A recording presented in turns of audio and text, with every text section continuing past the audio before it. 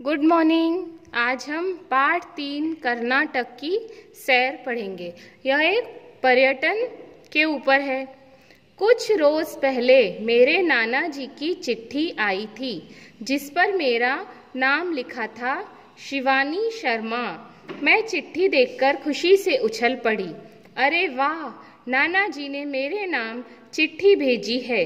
मेरे नाना जी कर्नाटक में स्थित मैसूर शहर में रहते हैं। वह जानते हैं कि हर साल की तरह इस बार भी हमारे विद्यालय में दशहरे की छुट्टियां जरूर होंगी। यह सोचकर उन्होंने छुट्टियों में कर्नाटक आने का आदेश दिया। फिर क्या था, नाना जी के आदेश का पालन हुआ। छुट्टियां शुरू होते ही मैं, मेरा भाई केशव और मम्मी पापा कर्नाटक पहुंच गए। यह तो हम जानते ही थे कि मैसूर का दशहरा दुनिया भर में मशहूर है। 10 दिनों तक चलने वाले इस उत्सव में मेलों की रौनक देखते ही बनती है। पहले ही दिन हम नाना जी के साथ मेला घूमने निकल गए। भाई, दक्षिण भारत की सैर करने आए हैं तो पहनावा भी यहीं का होना चाहिए। इसलिए मैंने और मम्मी ने खास तरह की साड़ी पहनी। नाना जी, पापा और केशव ने धोती बांधी जिसे पांचे कहते हैं। इन लोगों ने सिर पर अलग तरह की पगड़ी भी पहनी जिसे मैसूर पेटा कहते हैं। वहाँ की पोशाक पहनकर एक अलग सी खुशी महसूस हो रही थी। अब मेले में आए हैं तो दक्षिण के खाने का स्वाद लेना तो बनता ही है। हमने बिसी बेले भात, जोलड़ रोटी, रागी वड़ा, उपमा, मसाला डोसा, मद्दूर वड़ा आदि का स्वाद चखा।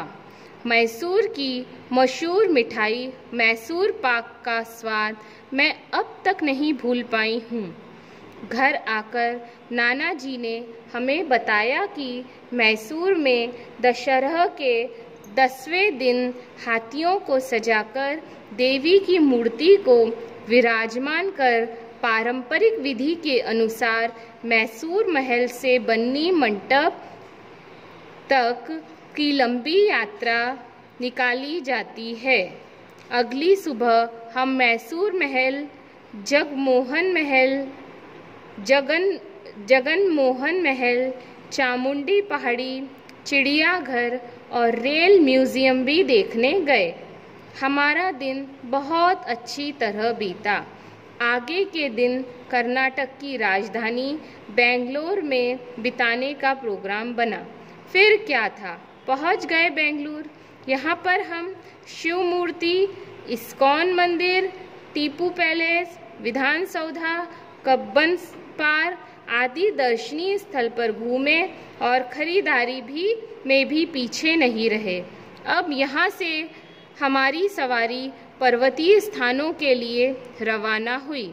पहले हम रंगस्वामी मंदिर गए, जहाँ तक पहुँचने के लिए हमने लगभग 150 सीढ़ियाँ चढ़ीं। इसके बाद चिड़ियाघर गए। यह स्थान प्रवासी पक्षियों के लिए मशहूर है। केशव और मैंने रिवर राफ्टिंग का भी मज़ा लिया। यहाँ से हम चिकमंगलूर की पहाड़ियों में सैर करने निकले। यह जगह चाय और कॉफ़ी के बागानों के लिए जानी जाती है। कर्नाटक के प्रसिद्ध शहर हम्पी, मंगलोर, उडुपी, बादामी आदि के दृश्यों का भी हमने खूब आनंद लिया। इस तरह हम 9 दिनों तक कर्नाटक में रहे। 10वें दिन यहाँ की यादों को कैद करवा के हम लोग वापस अपने घर दिल्ली आ गए। मेरा तो कुछ और दिन वहाँ रहने का मन था, पर यह हो नहीं सकता था क्योंकि विद्यालय की छुट्टियाँ खत्म हो गई थीं। संदेश: घूमने फिरने से आनंद के साथ साथ कई तरह की जानकारियाँ भी मिलती हैं। अब मैं शब्दार्थ पढ़ती हूँ। इन सब शब्दार्थ को अपनी कॉपी में लिखो। पहनावा: खास तरह के वस्त्र। पारंपरिक मतलब परंपरा या पहले से चला आता हुआ। यात्रा मतलब एक स्थान से दूसरे स्थान जाना। बागान मतलब चाय आदि के बगीचे। प्रवासी मतलब परदेश में रहने वाला। उत्सव मतलब त्योहार। दक्षिण भारत इसका मतलब है भारत का दक्षिणी भाग। विधि मतलब रीति ढंग। दर्शनीय मतलब देखने योग्य। दृश्य मतलब नज़ारा। म्यूजियम मतलब संग्रह करने का स्थान। रौनक मतलब चमक दमक। अब इन सबको सुंदर अक्षरों में अपनी कॉपी में लिखो। हरे कृष्णा।